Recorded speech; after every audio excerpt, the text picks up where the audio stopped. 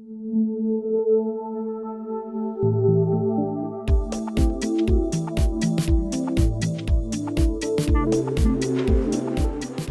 application of rebar allows a link to be set up between two concrete parts, moulded sidewalls, repair of shells or columns, for example. Setting rebar cannot be improvised. It must support the mechanical link and must be fire resistant. The principle is as follows. A hole is drilled into the existing block. The resin is injected. Rebar is inserted and sealed. The floor is poured. Pay attention to the depth of the anchoring. If the hole is too shallow, the bond may not be secure. Here the link is secure, but there is no load transfer. The correct anchoring depth should guarantee the link as well as the load transfer. One must start with the correct equipment. The drill and drill bit that is appropriate for the correct diameter and depth of rebar. A wire brush and blowout tool for cleaning the hole. An applicator gun, a resin cartridge, an injection nozzle, an extension tube the same depth as the rebar hole, and its measuring cap. The rebar to be set must be cleaned and degreased. The PPE, personal protective equipment, that is necessary for this operation includes gloves, goggles, ear protectors, mask. A marker is used to identify the correct drilling depth.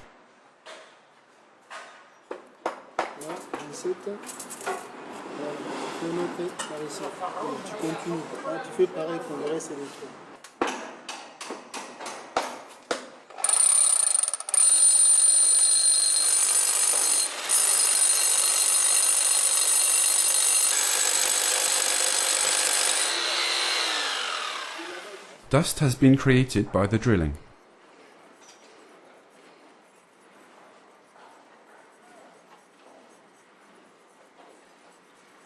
If the resin is injected directly, it will stick to the dust. There will be no adhesion to the sidewall, which will result in a poor bond with the rebar. It is therefore essential that the hole be cleaned. How to do it? First of all, blow out dust starting from the bottom of the hole. In this way, the dust at the bottom of the hole is removed. This operation can also be carried out with compressed air.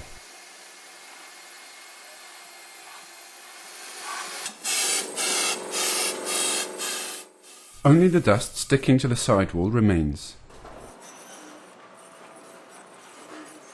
This needs to be removed with a wire brush.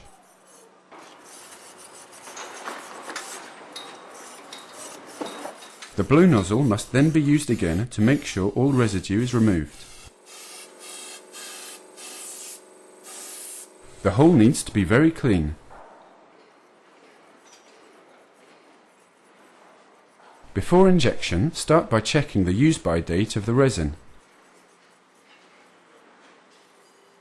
The measuring cap should be cut to the diameter of the hole.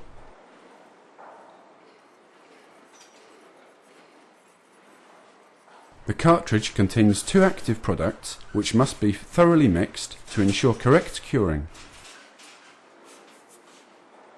This is the role of the nozzle, which mixes the product during the operation.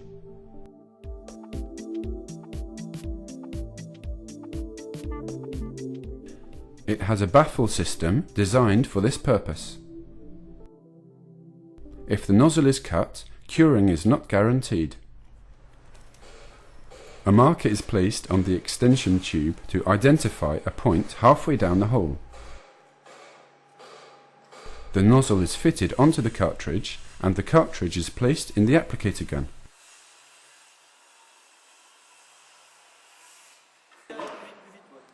The The tube is filled with resin so that the first pressure on the trigger expels the mix.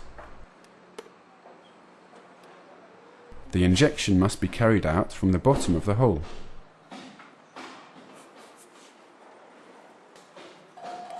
Each time the trigger is pressed, a given quantity of extruded product is expelled. The operator presses and maintains the pressure whilst slowly withdrawing the tube from the hole. It is of no use to systematically continue pressing on the trigger. The resin presses on the measuring cap and pushes it outwards, which prevents air bubbles forming.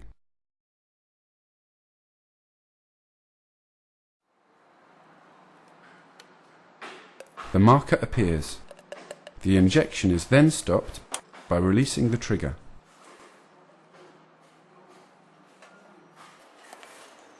The rebar is inserted with an alternating rotation movement, all the way to the bottom of the hole. To ensure the rebar is set properly, the resin must come up all the way to the top of the hole.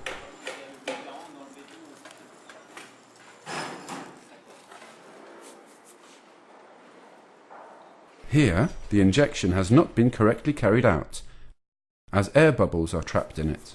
Why? The main causes are an extension tube that is too short, product coming out of the pistol too fast, or injection without a measuring cap. The consequences are, when the rebar is inserted, the air is compressed. There is a risk of product being ejected into the operator's face. The lack of continuous adhesion reduces the quality of the bond. For a large job, it is essential to use compressed air or an electric applicator. The empty cartridges will be treated as hazardous waste. The curing time varies according to the resin used and the external temperature. A label on the cartridge provides application instructions. In order to guarantee the quality of the rebar application, it is essential to comply with each stage in this procedure.